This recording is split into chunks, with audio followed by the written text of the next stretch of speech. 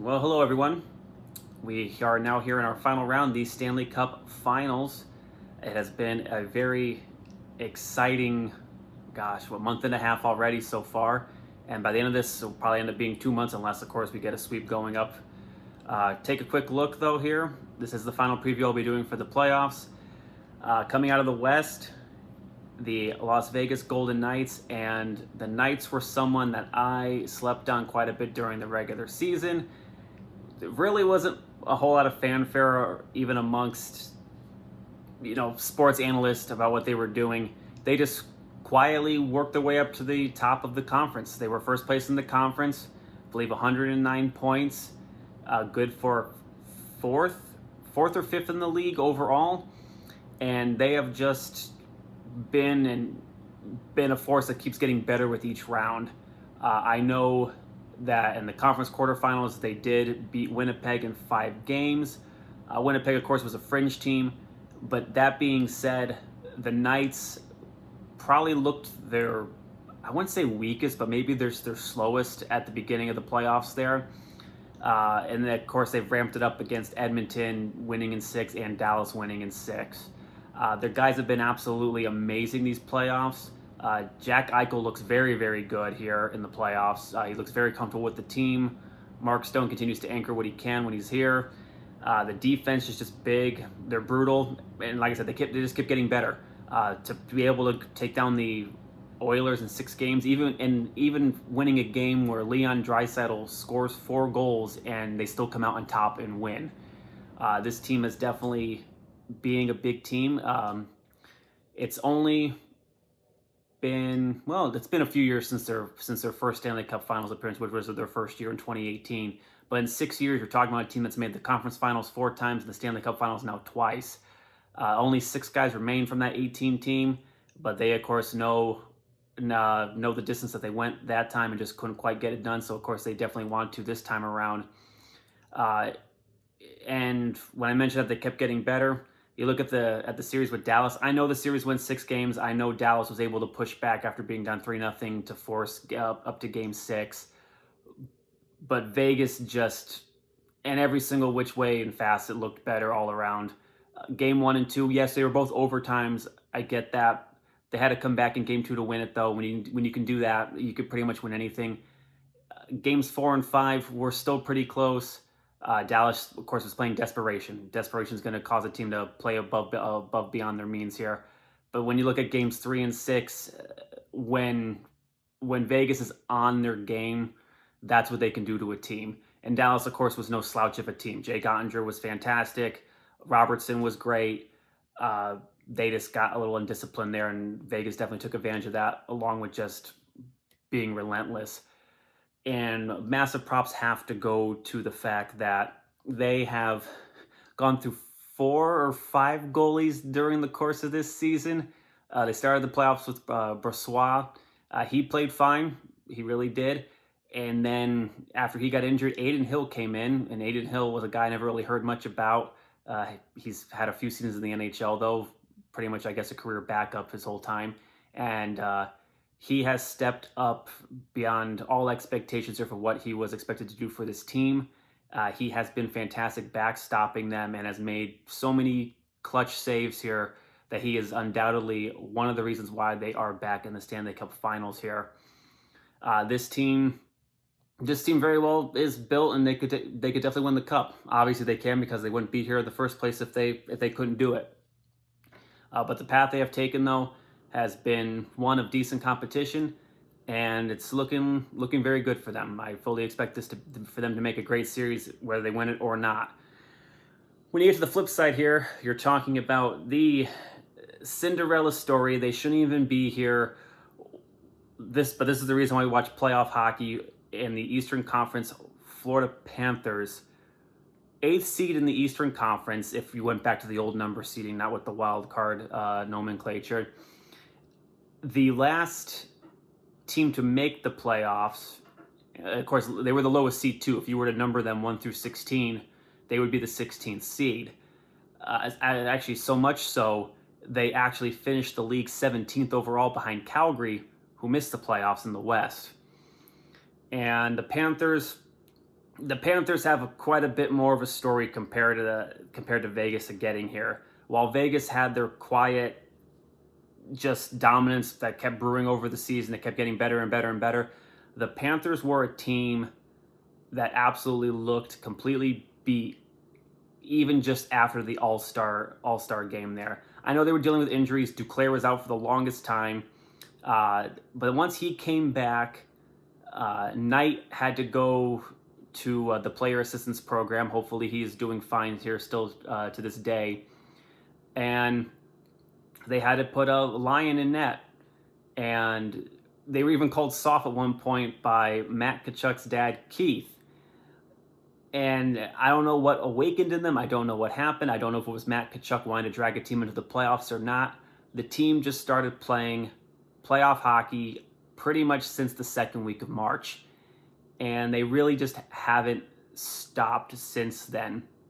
That being said, they needed some luck to get in. They were on the outside looking in. Pittsburgh loses against the Blackhawks at the end there, and Florida makes the playoffs, and then you end up going down 3-1 against the Bruins. And of course, the Bruins, the best team pretty much in league history, points record, wins record, all around. It's looking like Florida's pretty much just going to be a speed bump for their inevitable path to the Stanley Cup final and a Stanley Cup win. Well, Florida had something else to say about that.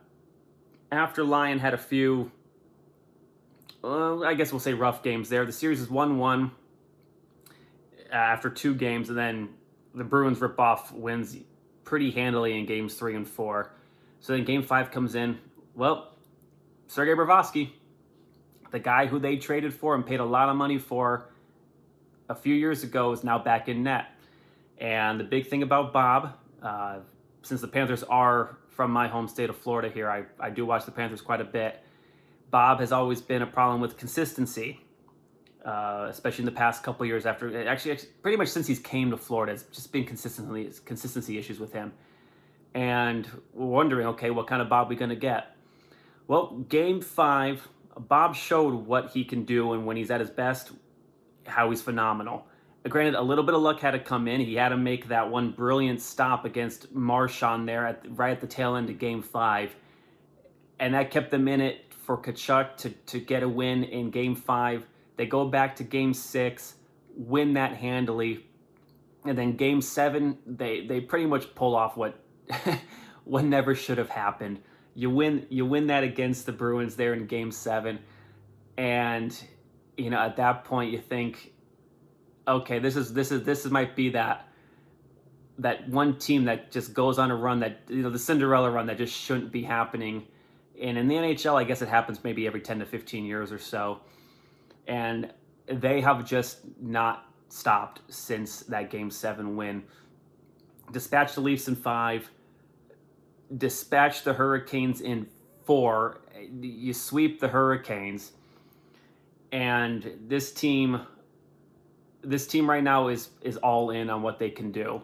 The forechecking is relentless. Defensively, they're playing sound. They have guys who have been to the Stanley Cup Finals before with, actually both Stahl brothers have been. Mark lost with the Rangers in 2014. Eric won in 2006 with the Hurricanes there. But this team otherwise is just, they are doing everything right that they possibly can. And it's just working for them. This team is firing on all cylinders and knows what they can do. And they're not afraid to play their style of hockey no matter what the odds are. Especially because they've been underdogs every single series. They know that going in. They're going to be underdogs here against Las Vegas. It doesn't matter who they were playing. They were the underdogs, period. But they have made every other team look less than them. Bobrovsky, honestly, he's my choice for Conn Smythe if he continues to play the way he is, which I don't see any reason why he's going to stop here. I would even go so far as to say, even if the Panthers lose, if Bobrovsky plays like he has the rest of during these playoffs, he could probably win Conn Smythe even in a losing effort in this series. Well, of course, we'll see. I know usually it goes to a guy on the winning team. So, but this team now, Duclair, Verhaeghe, Ekblad, Tkachuk, even Ratko Gudas, the team is coming together all at the right time, and everyone is rightfully saying, and I'm saying this too, it's 2012 Kings vibes coming from this team. They could even go so far as to match the Kings record from 2012. The Kings went 16-4. The Panthers are currently at 12-4 themselves, so they have to sweep it, but I guess you could do it. I don't see a sweep happening here, but they could come very close to matching that record, if not outright tying it. And I think I guess it's up for debate which one would be considered more of a more historic run, the 12 Kings, or if the Panthers win here, the 23 Panthers. But of course, we'll cross that bridge if that should occur here at the end of this series. So if I'm gonna pick here, yeah, call it hometown bias, call it whatever you want. I'm picking the Panthers here in this case. It's gonna take, I'm gonna say 6 games. I'm gonna say 6. They'll win it at home here. I picked against Vegas twice in both the Western Conference quarterfinals and semifinals. They won both those times. I picked them in the conference finals. I got right there in that one. For the Panthers side of things, I picked Boston. I think I picked Toronto.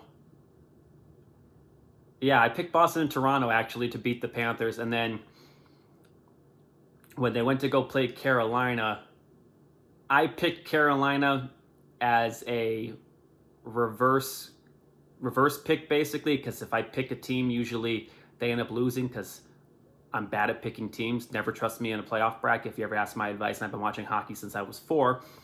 But once again, just never ask me. So I picked the Hurricanes to win that series as a reverse thing, and then the Panthers won. Swept them, actually. At this point now, I'm going to take a serious pick, and yeah, Panthers in 6. I just don't see how they're going to be slowed down at this point. I don't know if the rest is going to make them rusty or not. This is the longest rest they've had the whole entire playoffs. And we'll see how it goes. I know last year the rest benefited Tampa quite a bit in the conference finals against the Rangers. Yeah, it took them a couple games to get back up to speed there. That's why New York took the first 2, because they were still in game mode. But after that, you could see where the rest definitely benefited them. And they're going to have, probably they have 5 or 6 more days rest compared to Vegas. So I think that will help them out tremendously. I think they do raise their first Stanley Cup in just their second visit here, which of course has taken 27 years to get back to. 96 to 2020, 27 years. But I think they do it. And I think Sunrise is going to have a fantastic time down there. And yeah, that's the way it's going to go. If Vegas wins, I will not be shocked whatsoever. Both these teams have outright earned the chance to win this cup. But we will see how it goes, and I do look forward to watching the rest of the series here. Not the whole entire series. But thanks so much for watching, everyone. I look forward to a fantastic finals here for the end of this season, and looking forward to a great summer. Take care.